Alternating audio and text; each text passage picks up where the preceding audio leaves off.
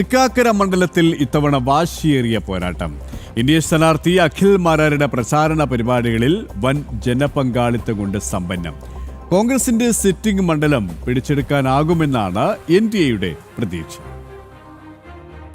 എറണാകുളം ജില്ലയിൽ ശക്തമായ ത്രികോണ മത്സരം നടക്കുന്ന മണ്ഡലങ്ങളിലൊന്നാണ് തൃക്കാക്കര. സിറ്റിംഗ് MLA ഉമാ തോമസ് UDFൽ നിന്നും വീണ്ടും ജനവിധി തേടുന്നു. CPM ജില്ലാ സെക്രട്ടേറിയറ്റ് അംഗം പുഷ്പദാസാണ് ഇടതുമുന്നണി സ്ഥാനാർത്ഥി.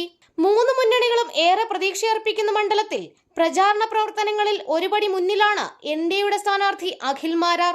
സെലിബ്രിറ്റി പരിവേഷവും സ്വന്തം വീട്ടിലെ അംഗമെന്ന നിലയിൽ തൃക്കാക്കരക്കാർ കാണുന്നുവെന്നതും അഖിലിന് മുൻതൂക്കം നൽകുന്നു.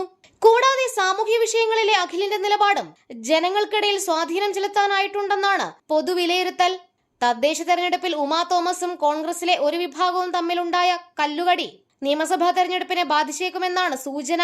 അതുമാത്രവുമല്ല, തൃക്കാക്കര മണ്ഡലത്തിൽ വികസനം കൊണ്ടുവരാൻ കോൺഗ്രസിന് സാധിക്കാതിരുന്നതും പ്രതികൂല സാഹചര്യം ഒരുക്കുന്നുണ്ട്.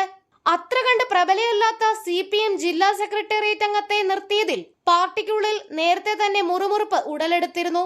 ശക്തനായ സ്ഥാനാർത്ഥിയെ നിർത്താനായിരുന്നു CPM പ്രാദേശിക നേതാക്കളുടെ താൽപര്യം. എന്നാൽ അപ്രസക്തയായ സ്ഥാനാർത്ഥിയെ നിർത്തിയെന്ന അണികളുടെ വികാരത്തിന് CPM ജില്ലാ നേതൃത്വം ഇതുവരെ മറുപടി പറഞ്ഞിട്ടില്ല. ജനം, കൊച്ചി.